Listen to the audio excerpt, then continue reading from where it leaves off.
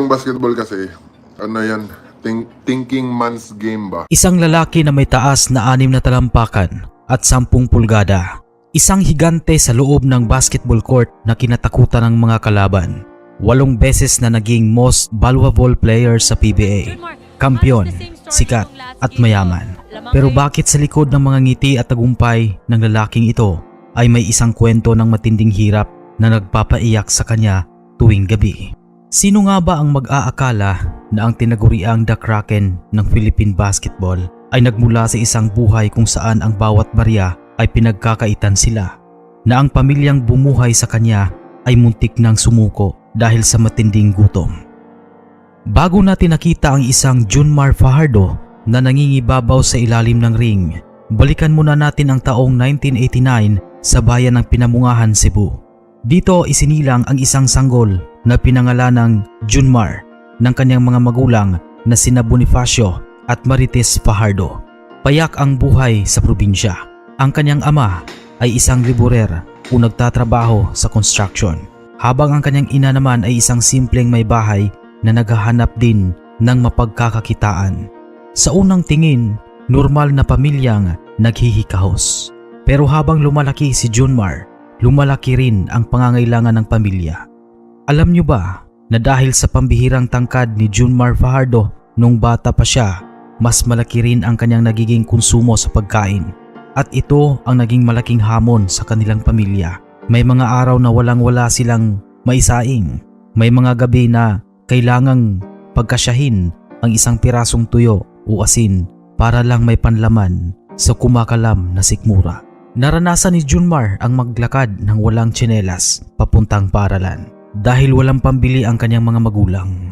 Sa tuwing nakikita niya ang kanyang ama na abala sa pagtatrabaho at ang kanyang ina na umiiyak ng patago dahil walang maipakain sa kanila, doon na itanim sa isip ng batang higanting ito na hindi siya pwedeng manatiling mahirap habang buhay. Upang makatulong sa pamilya, pumasok sa iba't ibang mabibigat na trabaho si Junmar. Nagbenta siya ng gulay, nagbuhat ng mga sako at tumulong sa pagsasaka. Sa mga panahong ito, wala pa sa isip niya ang maging sikat na basketballista. Ang tanging pangarap lang niya ay makabili ng 1 kilong bigas para sa hapunan nila. Ngunit dahil sa kanyang taas na umaabot na sa mahigit 6 na talampakan noong siya ay teenager pa lamang, napansin siya ng mga lokal na scouts sa Cebu. Dito na pumasok ang pagkakataon na maglaro siya para sa University of Cebu o UC Webmasters sa ilalim ng paggabay ng yumaong coach na si Attorney Baldomero Estenso. Hindi naging madali ang transition na ito. Maraming beses na gustong sumuko na si Junmar.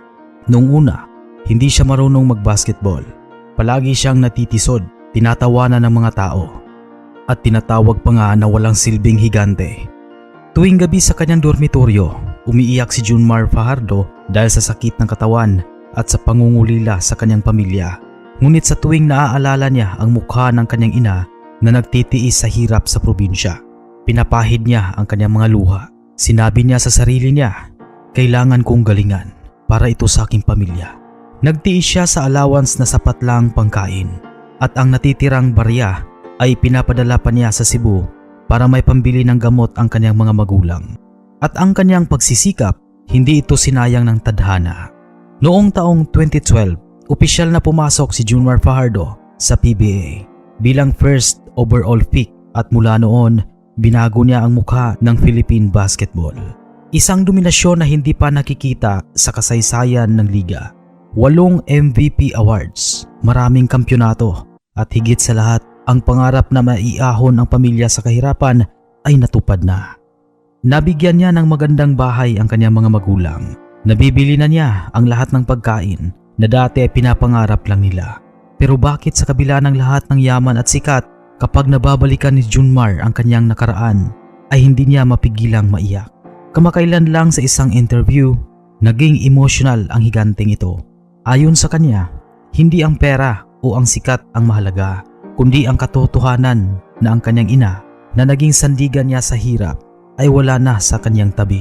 Naiiyak si Junmar dahil naaalala niya ang mga panahon na nagtitiis ang kanyang ina na huwag kumain para lang may makain silang magkapatid. Ang mga luhang iyon ay hindi luha ng kahinaan, Ito ay luha ng labis na pasasalamat at pangungulila sa mga taong nagsakripisyo para marating niya kung nasaan man siya ngayon.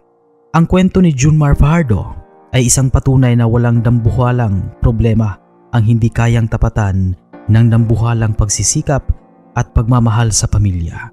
Hindi hadlang ang kahirapan, ang kawalan ng tsinelas o ang panunukso ng ibang tao para hindi mo marating ang iyong mga pangarap. Si Junmar ay nananatiling mapagkumbaba o humble sa kabila ng kanyang narating. Isang totoong idol, hindi lang sa loob ng court kundi sa totoong buhay.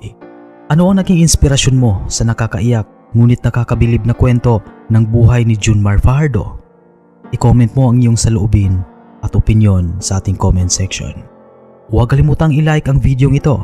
Mag-subscribe na rin sa Boxbull TV para palagi kang updated sa mga kwentong kapupulutan natin ng kaalaman at inspirasyon. Maraming salamat.